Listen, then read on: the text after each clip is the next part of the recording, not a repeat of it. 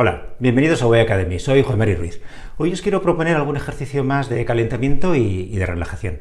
Ya sabéis que a mí me gusta siempre empezar con la caña, con ejercicios muy tranquilos, y que también me gusta diferenciar muy bien cada movimiento que hacemos al tocar. ¿Cuál es la función de la embocadura? ¿Cuál es la función de la lengua? ¿La función del diafragma? Etcétera. Pero llega un momento que cuando juntamos todo eso se nos pueden crear ciertas tensiones. Podemos subir los hombros, podemos apretar con la embocadura, y los ejercicios que os propongo hoy van encaminados a independizar todos esos gestos y a encontrar una sensación cómoda de relajación. Si partimos del principio, de lo que solemos hacer siempre, una nota quieta, vale, puede que no salga bien, puede que lo controlemos, pero también puede que de forma inadvertida tengamos esas tensiones que os estaba diciendo, que sin querer, o que por querer subir la nota, que suele ser el segundo ejercicio, también estemos moviendo los hombros, o que también estemos empujando demasiado el aire. Lo que os propongo es lo siguiente: partimos de esa nota y vamos a buscar movilidad. Vamos a hacer primero lo más sencillo. Vamos a subir y bajar la cabeza mientras hacemos esa nota, pero teniendo mucho cuidado de que el sonido no cambie, que ni suba ni baje.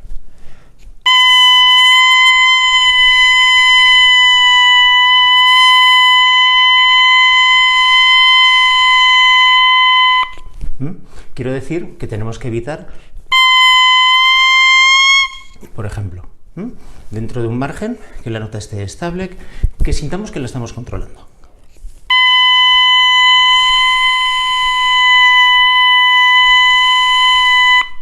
Lo mismo podemos hacer con un giro lateral solo del cuello.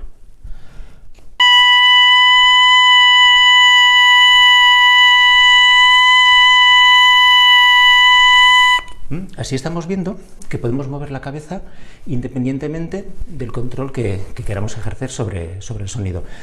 Quizás sea más fácil hacer esta vez el ejercicio sin sujetar con la mano, porque este gesto puede que nos esté molestando.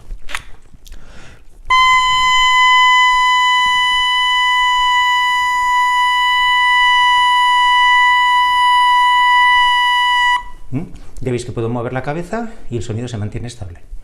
El ejercicio anterior.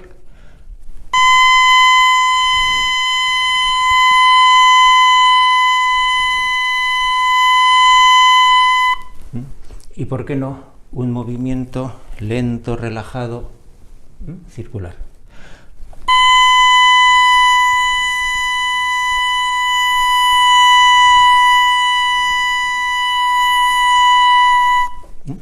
También podríamos trabajar la flexibilidad, el control sobre los hombros.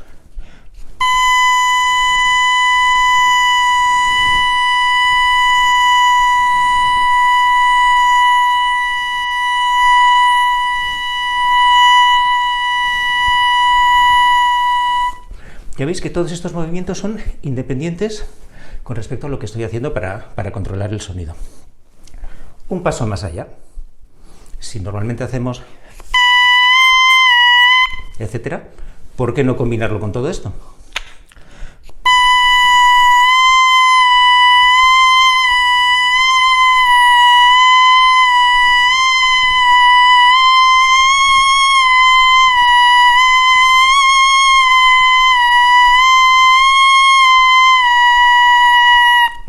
También lo solíamos hacer picado.